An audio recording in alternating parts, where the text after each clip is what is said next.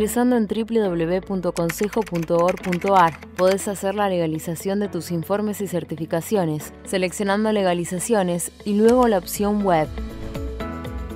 Allí vas a ingresar al sistema con tu nombre de usuario y clave personal y con un número de convenio y clave, el que podés suscribir por la web.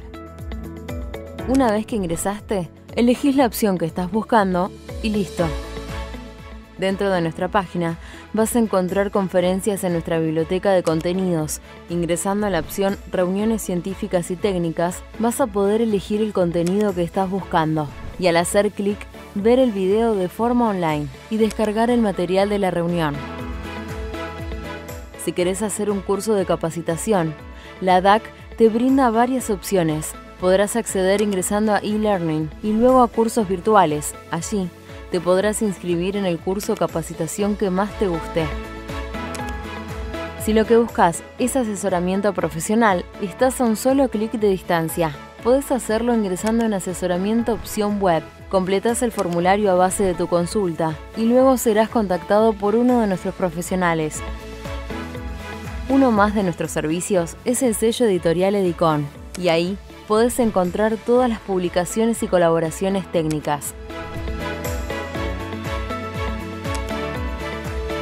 Además, ingresando a nuestro menú Servicios, Consejo Salud, vas a enterarte de todas las novedades de Centro Médico, Farmacia, Simeco e Integrar Plus.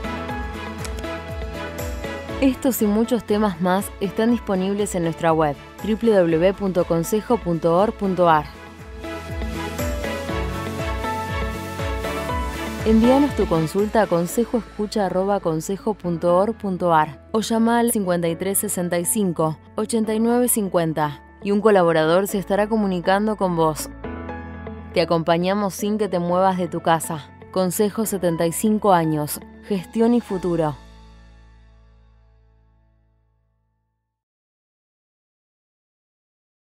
Bienvenidos, mi nombre es Fernanda Layún y hoy voy a estar a cargo de una charla de precios de transferencia basándonos en las necesidades de poner esto como tema de actualidad, ya que la resolución 4717, que fue publicada en mayo del 2020, trajo muchísimas modificaciones, recetando todo lo que fue la modificación de la ley del impuesto de las ganancias del año 2017, más el decreto reglamentario. La verdad que se modificó algo que se venía trabajando con la resolución 1122, que era del 2001, que si bien tenía algunas modificaciones, el régimen no cambió sustancialmente desde aquella época. Entonces, 20 años después tenemos una norma nueva, y esto que está venciendo en agosto por primera vez, está trayendo muchísimas dudas y preguntas acerca de cómo llevar a la práctica todo lo que establece esta resolución, y es el objetivo de esta charla introducir ese tema y tratar de hacer un breve recorrido de los requerimientos y de cómo se están resolviendo, cómo estamos intentando resolver los problemas que se presentan hoy a los que ejercemos esto como una especialización.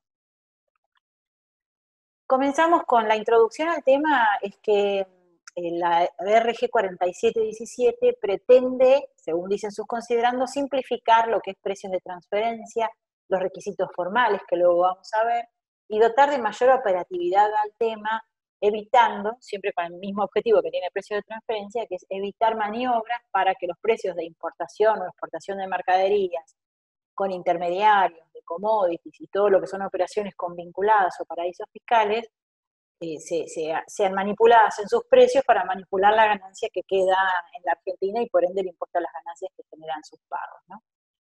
¿Qué antecedentes tiene esta última resolución? Bueno, la reforma tributaria del año 2017, la ley 27430 del 29 de diciembre, hizo una serie de modificaciones a los artículos que estaban en la ley en materia de precios de transferencia, que estaban básicamente en los antiguos artículos 8, 14 y 15 y 15.1, o agregado a continuación del 15, y que ahora se han reformulado los números, como vamos a ver a continuación, con el texto ordenado del 2019.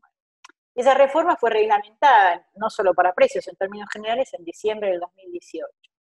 Y tuvimos que esperar desde diciembre de 2018 hasta el 14 de mayo del 2020, es decir, casi un año y medio después, para tener la resolución que recepta todas las cuestiones que fueron modificadas, que realmente eran muy necesarias. Como les dije antes, hasta los cierres del 30 de noviembre del 2018 trabajamos con la resolución general 1122, que estuvo vigente, era del 2001, o sea que estuvo vigente prácticamente, no llegó a cumplir los 20 años, pero casi 20 años.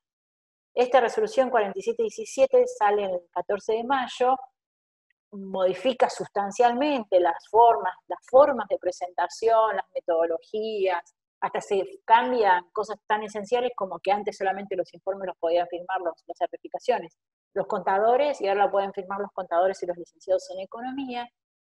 Y fue tanto el cambio que la misma AFIP no pudo receptar rápidamente lo que la adaptación en sus sistemas y sufrió 8 prórrogas. Desde los vencimientos, digamos, de que establecía la 1122, que los cierres de diciembre de 2018 debieron haber vencido en agosto del 2019, eso fue prorrogado 8 veces hasta que estamos en agosto del 2020 presentando los diciembres de 2018. Luego lo vamos a ver con detenimiento. Ya la 4717, por nueva que sea de mayo, tiene 2 modificatorias, la 4733 y la 4759, que lo que hicieron fue prorrogar los vencimientos hasta este agosto del 2020. Vamos a empezar por lo básico. ¿Cuáles son las operaciones que están sujetas a las normas de precios de transferencia? Y bueno, esto lo tenemos en la ley, esto está con los artículos del texto ordenado 2019, ¿qué tenemos? En el artículo 9 habla de las importaciones y exportaciones entre partes independientes.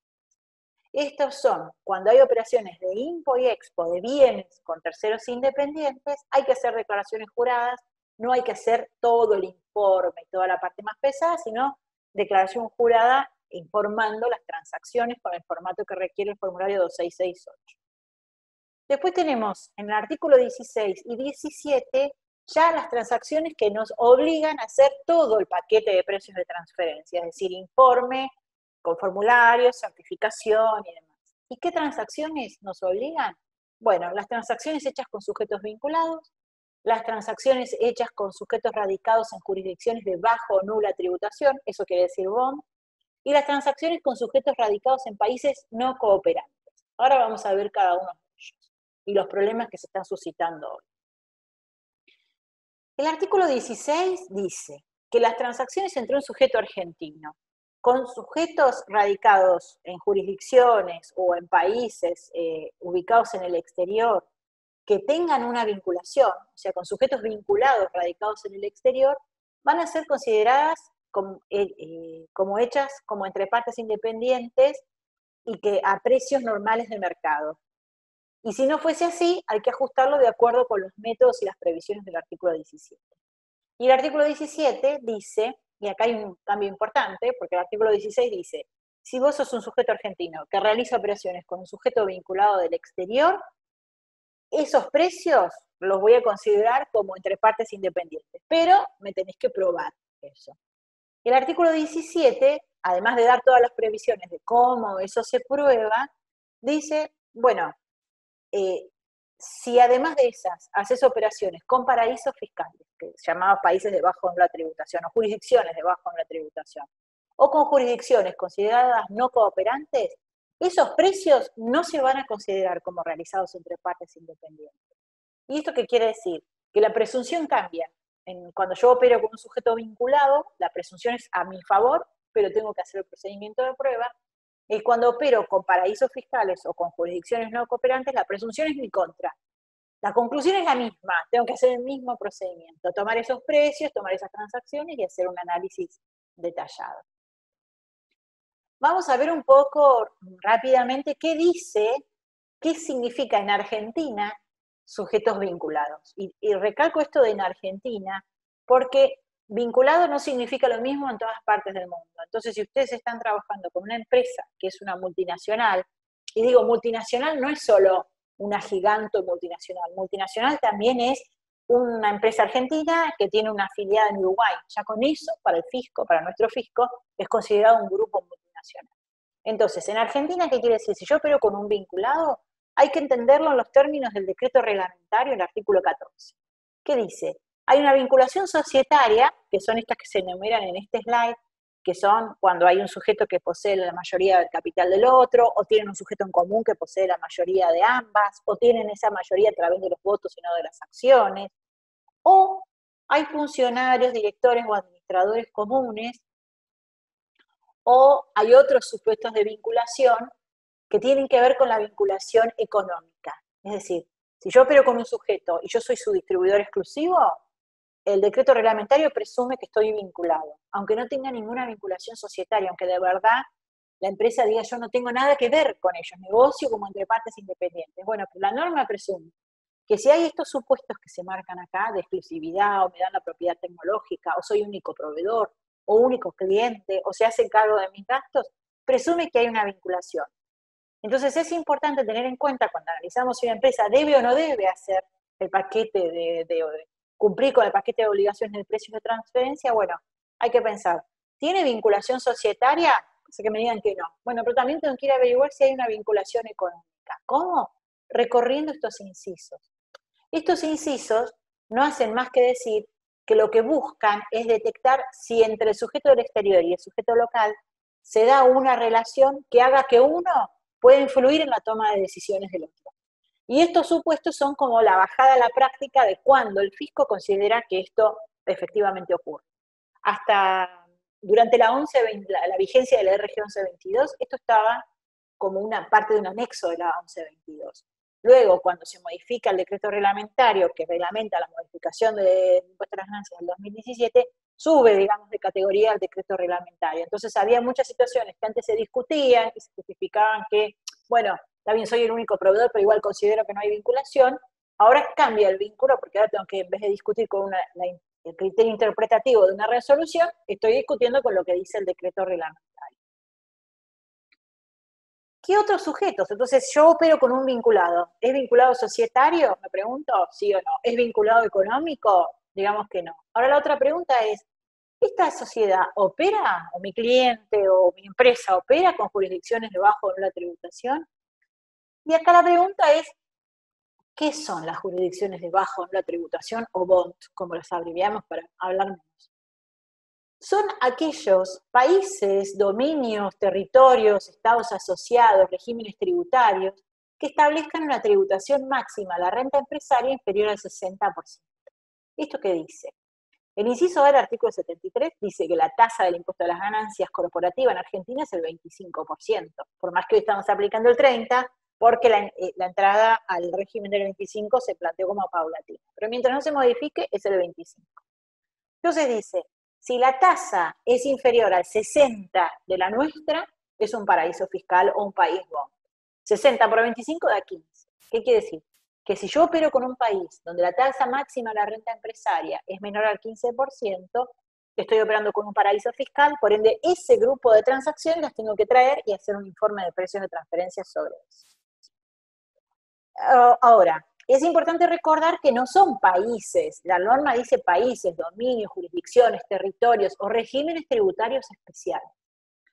Esto trae una enorme dificultad a la hora de determinar si efectivamente estoy operando con un paraíso o no. ¿Por qué? Porque tal como está redactada la norma, pretende que el contribuyente sea el que juzgue o que obtenga la información para determinar si su contraparte está o no radicada en un país, en una jurisdicción, o tiene un régimen tributario especial que haga que su tasa efectiva su tasa corporativa sea menor al 15.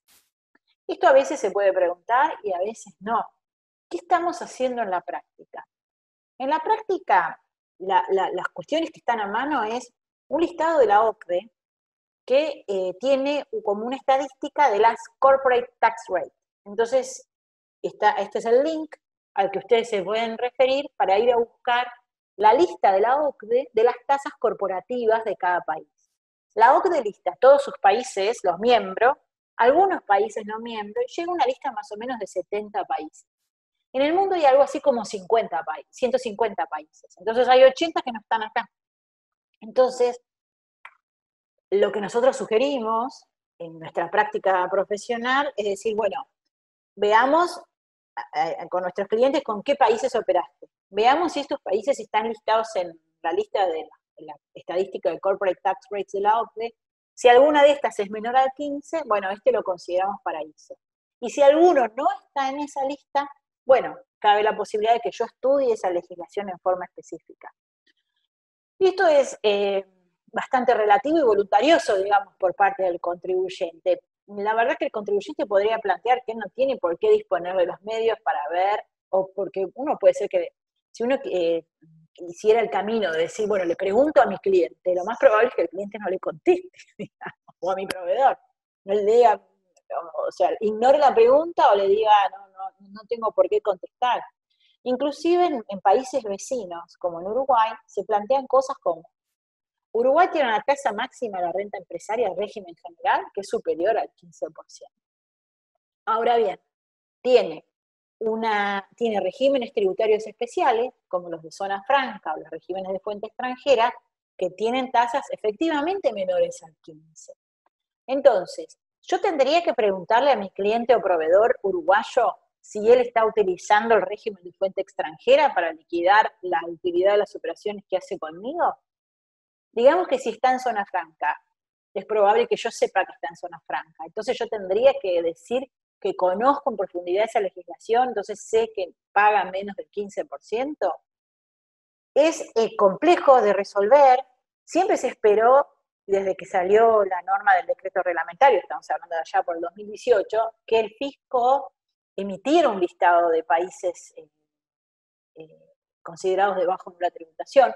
Tuvimos en sus orígenes allá por el 99 una lista de países considerados de bajo nivel de tributación. Luego esa lista salió, entró la de países no cooperantes, que también la tenemos y ahora la vamos a ver. Cuando se cambió el sistema en la última reforma, nos quedamos con los no cooperantes dentro del decreto reglamentario y no tenemos más lista de países de bajo nivel de tributación. Francamente, esto colabora con la confusión general. Yo lo que intento acá es darles las herramientas que existen para juzgar las operaciones. Esto no es ni oficial, ni quiere decir que todos absolutamente se rijan por esta metodología. Algunas empresas, las más grandes, han hecho investigaciones como con asesores, digamos, validando, certificando una lista de tasas corporativas por país, pero claramente esto no está al alcance de la generalidad de los contribuyentes. ¿Qué otra particularidad tenemos, además de lo de Uruguay que hablamos recién? Tenemos el tema de Paraguay. Paraguay efectivamente tiene una tasa a la renta empresaria menor al 15%, con lo cual debe ser considerado un país debajo de la tributación. Pero en este sentido no tenemos problemas. ¿Por qué? Porque el fisco lo puso, el Poder Ejecutivo lo puso dentro del listado de jurisdicciones no cooperantes. Bajo el confuso título de jurisdicciones de bajo en la tributación, en el artículo 24 del decreto reglamentario, tenemos la lista de 95 jurisdicciones no cooperantes. Entre ellas, tenemos la jurisdicción de República del Paraguay. Se los aclaro porque a mí me costó llegar a que era del Paraguay, así lo encontré. Y esta es considerada una jurisdicción no cooperante. Entonces, recapitulando, tenemos que si yo tengo una empresa y digo, ¿opera con sociedades vinculadas? ¿Vinculada societaria? No. O sí. Me tengo que preguntar si opera con vinculadas societarias, si opera con vinculadas económicas, si opera con jurisdicciones o países o sujetos considerados que están en una jurisdicción o país que tenga una tasa máxima de renta empresaria inferior al 15%. Y también me tengo que preguntar si opera con jurisdicciones no cooperantes del listado. Si alguna de esas respuestas fue sí, pues tengo que ir a hacer el informe de precios de transferencia. ¿Qué otras operaciones me llevan al informe de precios de transferencia? Y me llevan las importaciones y exportaciones de bienes en las que intervengan intermediarios. Acá hago una importante aclaración porque hasta antes de la reforma del 2017, las únicas operaciones en las que los intermediarios tenían algunas significaciones y que disparaban algo eran en las exportaciones de commodities, entendiendo por commodities aquellos bienes que tienen un precio de cotización conocido. Con la reforma esto cambia, lo que antes se llamaba, para los que estaban más en contacto con el tema, los sujetos del método del sexto párrafo del artículo 15, hoy tenemos un artículo sexto, y un párrafo sexto y un párrafo séptimo. El sexto párrafo habla de IMPO y EXPO, o sea, siempre de bienes con intermediarios. ¿Qué tengo que hacer si yo tengo una operación donde hay un intermediario? Tengo que hacer un análisis funcional del intermediario. ¿Qué más o menos quiere decir? Que yo describa al intermediario, que explique lo que hace, que demuestre que existe y que traiga en algunos casos información sobre los precios que transa conmigo y con el otro sujeto en las operaciones en las que actúa como intermediario. ¿Qué dice la ley? Que hay que acreditar la remuneración del intermediario. Si el intermediario es vinculado o el tercer sujeto del exterior es vinculado. Es decir, que tiene que haber una relación de vinculación o con el intermediario directa o con el otro sujeto del exterior. Si eso ocurre, según la ley, yo tengo que acreditar la remuneración del intermediario. Cuando esto salió, no sabíamos qué alcance iba a tener, y de hecho hasta que no salió la resolución general, no supimos cuál era el alcance que iba a tener. ¿Qué dice el decreto reglamentario? Que hay que demostrar que la remuneración obtenida por el intermediario fue acordada siguiendo prácticas normales de mercado entre partes independientes, mediante un análisis funcional, digamos, todo el paquete de funcionalidades y de cuestiones que se analizan típicamente en cualquier trabajo de precios de transferencia. Insisto, esto es para impo y expo de bienes con intermediarios, no importa que no sean commodities.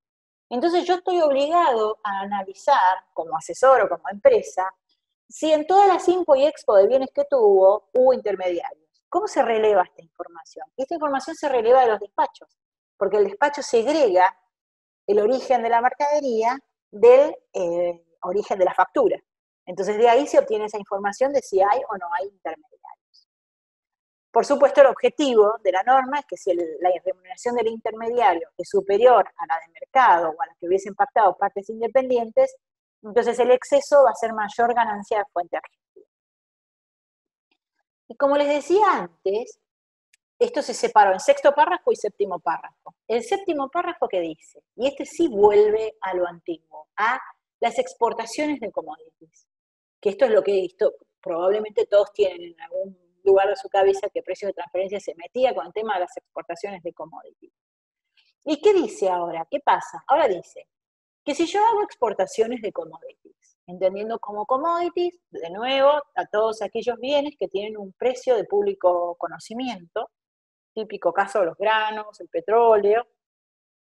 Entonces, si yo exporto commodities y el intermediario, y uso un intermediario, primer tema, y el intermediario está vinculado a mí, vinculación económica o societaria, y el sujeto de más allá también está vinculado, o el sujeto de más allá está vinculado, o sea, uno de los dos, o uno de los dos está radicado en jurisdicciones de bajo la tributación, o es no cooperante, o sea, seguimos el mismo test que habíamos hecho antes. ¿Hay vinculación? ¿Es no cooperante?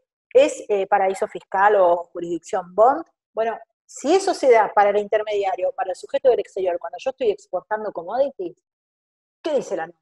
Dice, mira, en estos casos, el precio a efectos del impuesto de las ganancias va a ser el precio del día de embarque de las mercaderías, excepto que cumpla con el registro de los contratos en un sistema a proveer por AFIP que se completa el día de la concertación de los contratos con una larga retahíla de información que son como 15 puntos que hay que dar acerca de la fecha, las condiciones, si hay primas, si hay descuentos, si las condiciones de pago, la calidad, etcétera, etcétera. La norma dice, si no haces el registro, en realidad yo lo expliqué así para hilarlo con el pasado, pero la norma dice, hacer el registro de los contratos. Si no haces el registro, el precio de estas exportaciones va a ser el precio del día del embarque. ¿Qué es lo que tradicionalmente se venía haciendo a partir de la reforma del año 2003, que estableció este sistema en donde la AFIP, luego de su experiencia inspeccionando, verificando en cerealeras y en compañías agropecuarias, siempre que le pasa, la experiencia de la AFIP era, cuando estas exportan, la sensación de la AFIP o lo que ella deja transmitir y lo que se ve en muchos fallos es, los precios en general tienden a fijarse en el día más barato de la curva de cotizaciones del año. Y la defensa de las compañías con eso era, bueno, pero yo tengo una fecha de concertación, yo fijo hoy el precio y el embarque lo voy a hacer, la mercadería la voy a entregar cuando la coseche, que es una práctica común. Pero el fisco decía, en las discusiones, era, bueno, entonces probame que tenés un contrato con fecha cierta, que quiere decir intervenido por un tercero, que diga que ese día fue el día que fijaste el precio.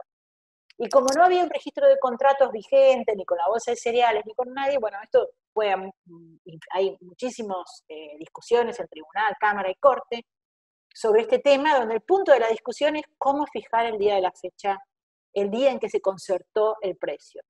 Y entonces, ¿qué plantea la FIP? Lo resuelve de manera práctica y dice, bueno, cuando vos exportás commodities, a mí no me interesa el día de la concertación. De ponerme el precio para el efecto del impuesto a las ganancias del día del embarque. Y eso nadie lo discute, porque el día del embarque está súper verificado. Ese sistema fue tan exitoso que se trasladó a muchísimos países de Latinoamérica. Y fue tan preocupante para las cerealeras que terminó llevando la modificación a la OCDE, y en la última versión de las normas de la OCDE, de las guías de precios de transferencia para multinacionales y los gobiernos, se modifican todos estos artículos y se insiste sobre la importancia de tener en cuenta los factores de mercado, la fecha de concertación, la documentación y demás. Entonces, como respuesta a eso viene esta modificación, donde la FIP dice, bueno, está bien, registrarme el contrato para que yo esté tranquilo o tranquila de que ese día efectivamente hiciste la operación, y si no lo registras, bueno, seguimos con el viejo sistema del día del embarque. Lo cierto es que hoy el registro no está habilitado por AFIP. Hay un registro de parte del Ministerio de Agricultura y demás, pero ese registro que demanda el decreto reglamentario no está vigente. Perdón, lo demanda la ley del impuesto a las ganancias también. Así que esto está en un híbrido total. Además, la norma salió, la reforma de la ley del impuesto a las ganancias salió en el 2017. Y durante todo ese tiempo, 2018, 2019 y ahora 2020, no estuvo vigente el registro. Entonces, es un tema sobre el que no les puedo aportar ninguna eh, consejo o resolución definitiva, digamos, ¿no? El trabajo hay que seguir haciéndolo, ahora no con la obligación de la fecha de embarque, pero sí teniendo elementos. Lo mejor, digamos, lo óptimo es estar documentado del día de la concertación de la operación. Bien. Entonces, a modo de resumen de todo lo que venimos hablando hasta acá, ¿qué tenemos? Que las transacciones alcanzadas por las normas de precio en Argentina son las realizadas con vinculados, de acuerdo con la definición ampliada del artículo 11 del decreto, que son vinculados económicos y societarios, con todos esa guía que nos da, más que guía, el decreto lo da como hecho, digamos, de que si yo estoy en esas circunstancias, debo considerar que en esa transacción hay un vinculado económico. Las efectuadas con países debajo de la tributación, con todas estas disquisiciones que vimos de que esto no está claro, de que, bueno, claro está, lo que pasa que es hasta dónde tengo que ir yo como contribuyente o como asesor a explorar para definir quiénes son debajo de la tributación. Con las jurisdicciones no cooperantes, que sobre estas no hay duda, hay una listita, y en función de la operación, las operaciones con intermediarios. Que aún si el intermediario no está vinculado, yo verifico la vinculación con el sujeto del exterior, bueno, ahí tengo que hacer trabajos para probar la remuneración del intermediario, y su extensión dependerá de si se trata de impo y expo de bienes o se trata de expo de commodities. Esto como referencia a los que se acercan al tema más como un criterio de conocimiento general o de poder tener las herramientas para conocer cuándo hay que hacer precios de transferencia. Mi recomendación es ir a la nota de operaciones vinculadas del balance. Los balances de publicación tienen que tener una nota, están obligados a hacer una nota donde se exponen las operaciones con las sociedades del artículo 33. Son las artículo 33 de la ley 19.550, la ley de sociedades comerciales. Entonces, ahí tienen que exponer tanto saldos como transacciones. Claramente acá solo se exponen las que son con vinculados en los términos, o para el mundo de precios de transferencia, son las operaciones con vinculados societarios. No van a estar con vinculados económicos, no van a estar las operaciones con países debajo de la tributación, y no van a estar las operaciones con países no cooperadores. Pero como referencia inicial, nosotros podríamos establecer una regla que diga, si vos tenés una nota de operaciones con vinculadas que dice que efectivamente tenés saldos y operaciones, debería sí o sí tener, estás prácticamente, no hay dudas de que estás obligado a hacer todo el paquete de informes de precios de transferencia. Después, además, hay que ir por las otras preguntas. Si hay intermediarios, si hay commodities, si hay bonds, etc. Pero como una primera aproximación al tema, es decir, si yo quiero saber si no estoy totalmente en off con un tema, digo, bueno, miro la nota de operaciones con vinculadas del balance y ya tengo algún punto de referencia. Ahora vamos a recorrer los aspectos formales. ¿Esto qué quiere decir? ¿Qué obligaciones estoy presentado a hacer? ¿Cuándo? ¿Bajo qué formularios? ¿Con qué nombres? Etcétera. Entonces, nuestra legislación prevé una información a suministrar en 3 niveles, que sigue claramente las recomendaciones de la OCDE, que es el estudio de precios de transferencia, eso es el EPT, el master file o informe maestro y el formulario 2668.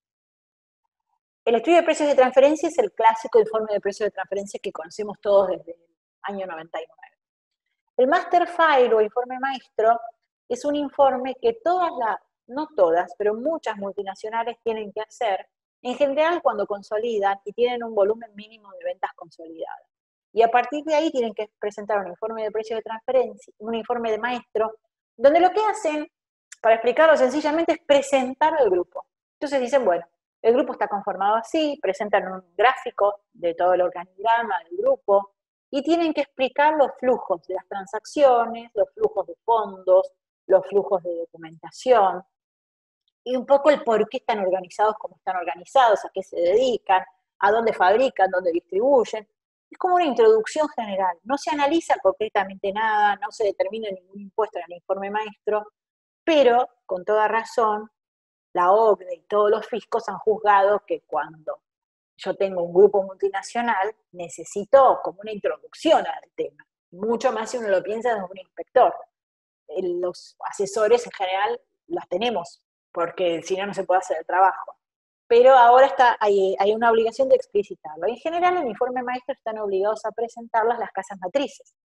Nuestra norma lo que dice es que, bueno, bajo ciertos parámetros que ahora vamos a ver, las sociedades están obligadas a presentarlo, y que si se presenta, lo único que exige es que esté en español, pero no es que tiene que llevar una traducción pública, oficial, sino que esté en español. Entonces la empresa toma el informe que en general ya preparó en alguna otra parte del mundo, pensando que nosotros siempre somos como uno de los chiquitos del grupo, se traduce al español y se presenta.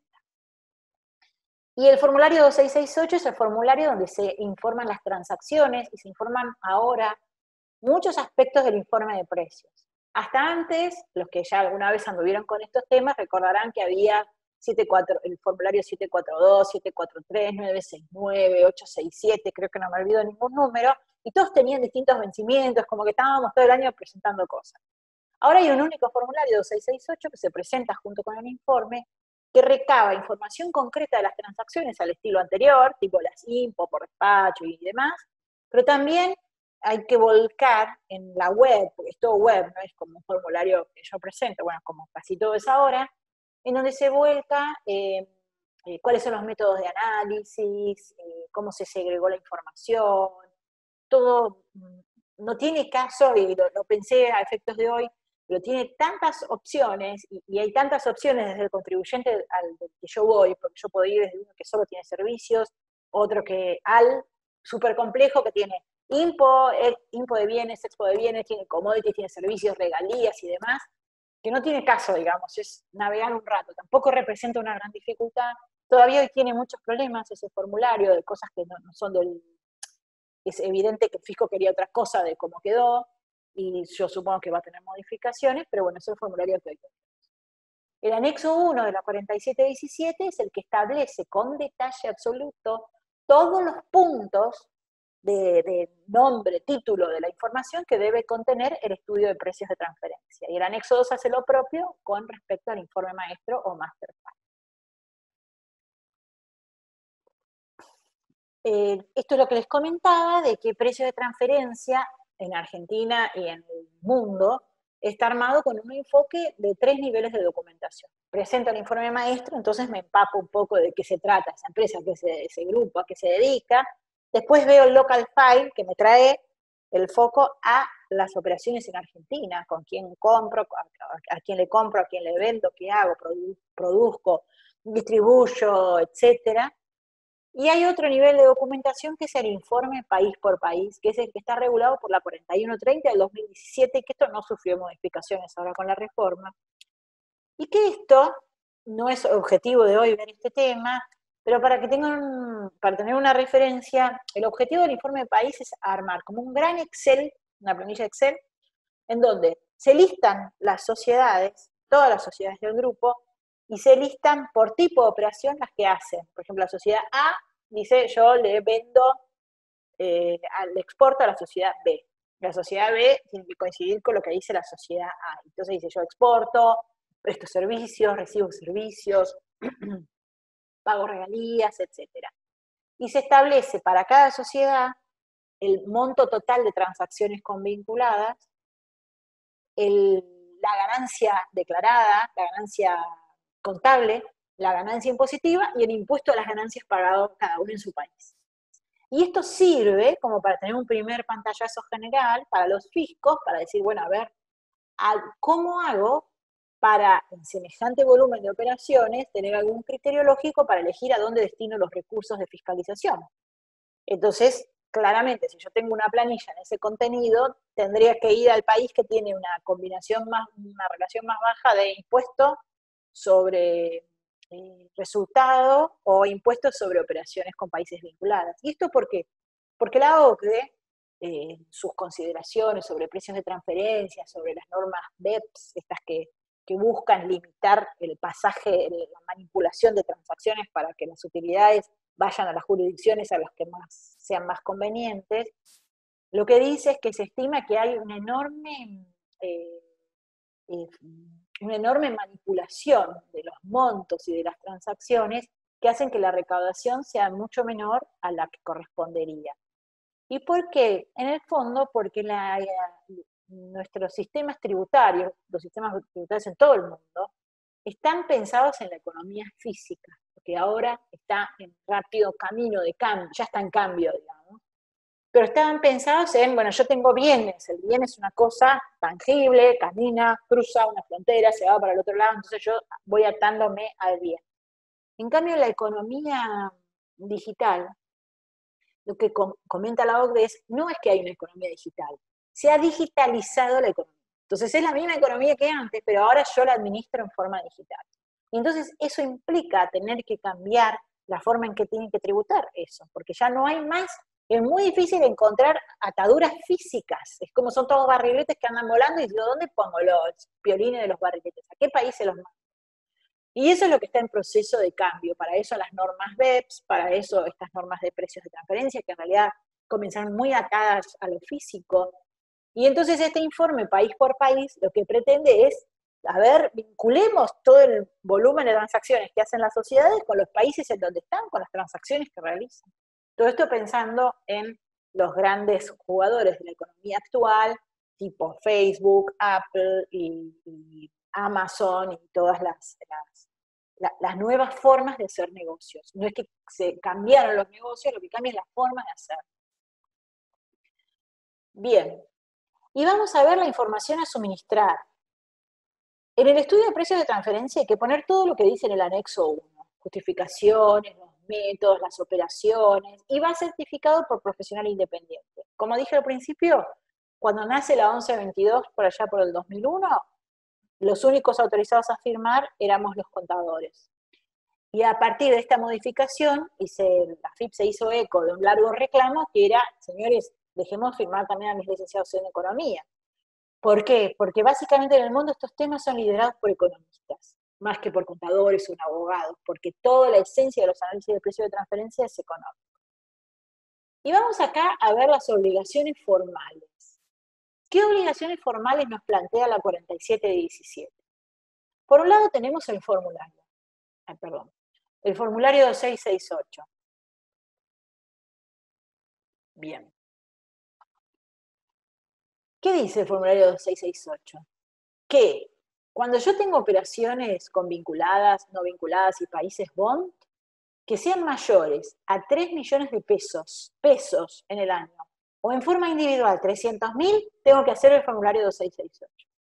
Si yo tengo INCO y EXPO con independientes por más de 10 millones de pesos en el año, tengo que hacer el formulario 2668. Esto que antes esto iba por un formulario y esto iba por otro formulario. Ahora va todo en el mismo lugar. ¿Qué significa esto de individual? No sabemos. ¿Qué suponemos? Que es que con un mismo sujeto tenga más de 300.000. O podría ser que en realidad haya una única factura de más de 300.000 pesos. Esto no está aclarado en extremo. Cada uno hará, si tiene suerte, ninguna factura es más de 300.000, entonces no se ve obligado a elegir entre si es por sujeto o por factura. Después que tenemos el estudio de precios de transferencia, que se presenta físicamente con un formulario 4501, que es un formulario en formato PDF, al que se agrega, se hace un attach, se embebe, como dice la 4717, del informe y de la certificación. Entonces, ¿cuándo hay que presentar formularios de precios de transferencia? Esto sí novedoso, porque hasta antes, si yo tenía un peso de operaciones con vinculadas, estaba obligado a hacer el informe y presentarlo. Ahora la norma dice no. Si las operaciones en conjunto con tus vinculadas superan los 30 millones de pesos, tenés que hacer informe. Si presentás country by country o informe maestro y las operaciones con vinculadas superan 3 millones o en forma individual 300.000, tenés que hacer informe. Si las operaciones con no cooperantes y países de bajo nivel de tributación, jurisdicciones de bajo nivel de tributación, son más de 3 millones o individual de 300.000, tenés que hacer informe. ¿Cuándo se presenta el informe, que va siempre pegado al formulario? El mes 6 siguiente al cierre del ejercicio. Esto es en periodos normales. Luego vamos a ver qué pasó con todo lo que quedó atrasado para cuando salió la norma.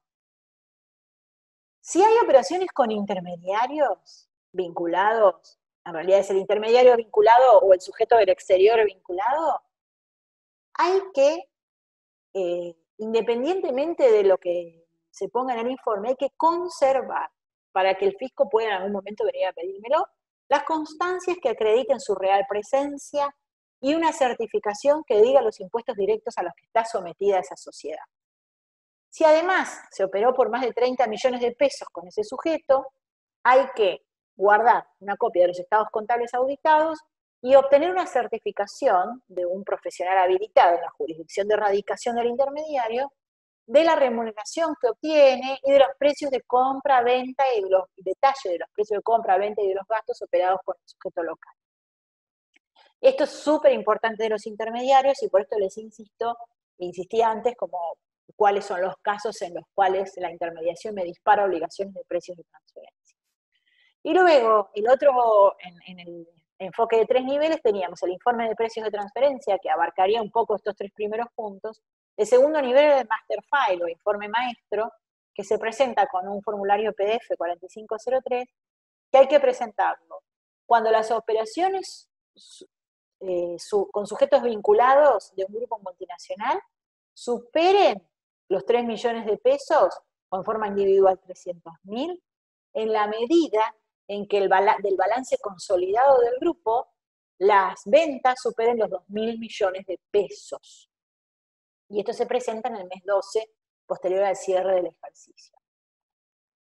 Esto, en general, en nuestra experiencia en el estudio, es que las multinacionales son muy pocos, o sea, la mayoría de las multinacionales que operan en Argentina, aunque sean chicas, tienen alguien en alguna parte del mundo que ya hizo el informe maestro, o sea que el trabajo es un poco. Y como los informes maestros se rigen en todo el mundo por las normas de la OCDE, o sea, todos los países han receptado lo de la OCDE, entonces el formato, la información que contienen es la que pide nuestro anexo 2 de la 4717.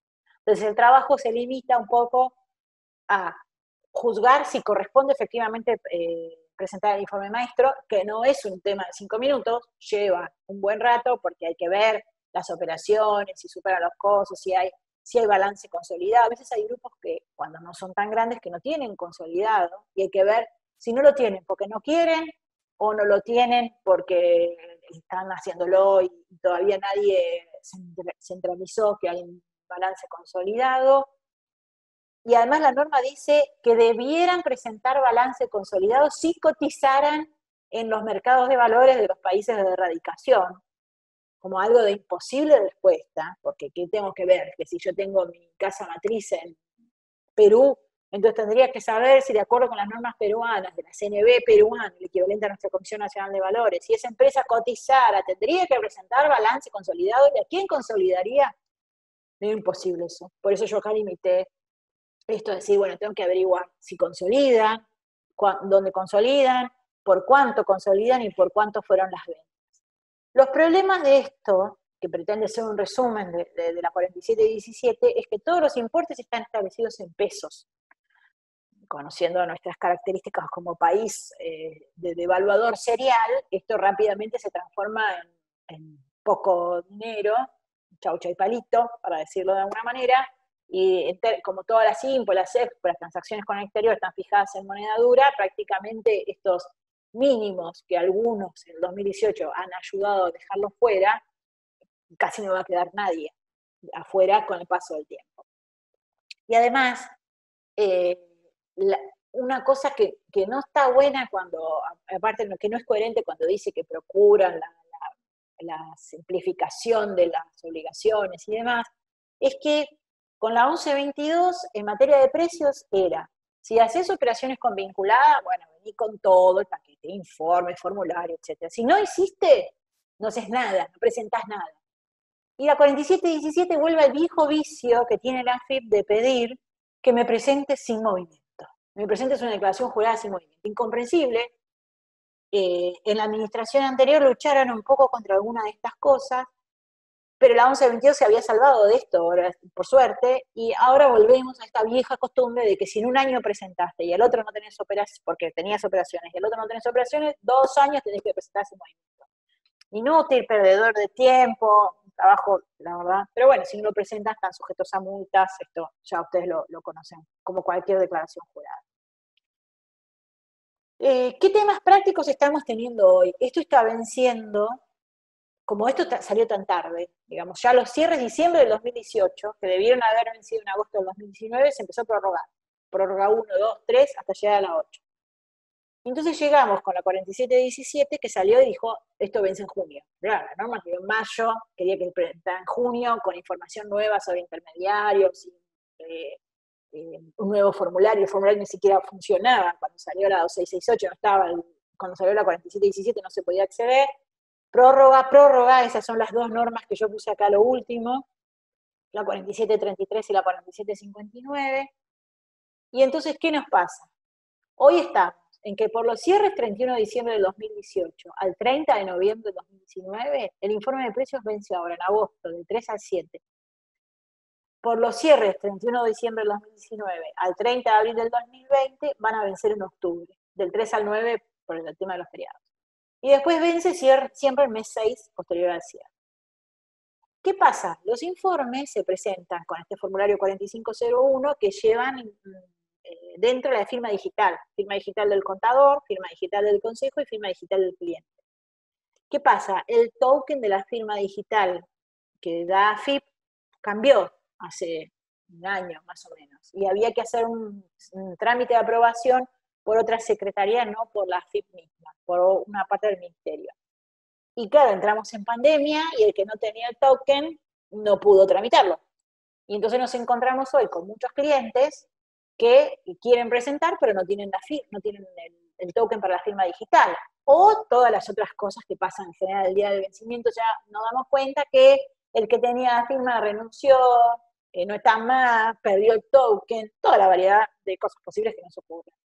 Y entonces, ¿qué hacemos? Bueno, lo que estamos haciendo como plan B, digamos, es presentar el informe con un multinota web diciendo que, bueno, que por la imposibilidad de obtener la firma digital y el token, porque por la pandemia, el aislamiento y bla, bla, bla, lo que estamos haciendo es presentarlo para darlo por cumplido en tiempo y forma, y que cuando todo se restablezca y exista la posibilidad de tramitar el token, se hará la presentación conforme indica la norma, digamos, porque ni siquiera se puede hacer la certificación, porque para hacer la certificación, yo como contadora tengo que recibo del cliente el 4501 con la firma inserta, ahí empieza el proceso.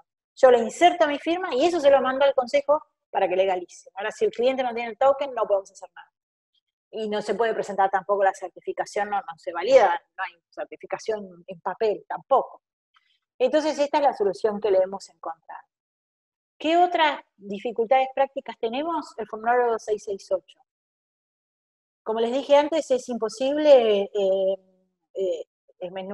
en este tiempo de 40 minutos, una hora, hablar sobre todos los problemas que trae el 2668. Mi recomendación es seguir la documentación, que nada sea incoherente respecto a la documentación y que sea coherente con el informe. No es práctico el 2668, no es fácil de uno darse cuenta de dónde apunta, así que bueno, hay que completarlo lo mejor que se puede. Y luego del informe maestro, que normalmente va a vencer el mes 12, para los cierres diciembre de 2018, agosto del 2019, va a vencer en agosto del 2020 entre los días 10 y 14. Luego les dejo aquí las obligaciones formales de la 4130, que esto no es novedoso, es lo mismo que está vinculado con el Country by Country Report, donde las empresas tienen que informar qué entidad del grupo presenta el Country by Country Report, informar quién es, cómo está constituido el grupo, digamos, y las entidades y demás, y después hay que notificar que efectivamente el Country by Country fue presentado y en dónde. Y si el en dónde es una jurisdicción con la cual Argentina no tiene intercambio de información, hay que traerlo y presentarlo acá. Y eso no es tan automático, eso sí trae algunos temas de formatos, de formatos de sistema, me refiero, no es un tema de información, no es como que uno lo pide y es un Excel que lo sube automáticamente, ya que hay que pasarlo por TXT y demás, pero tiene sus temitas según cuál es el país de origen. Bueno, esto es lo que pretendía hacer una rápida recorrida por los temas de precios de transferencia y los problemas que estamos teniendo hoy en día. Espero que les haya sido útil y nos veremos prontamente. Adiós.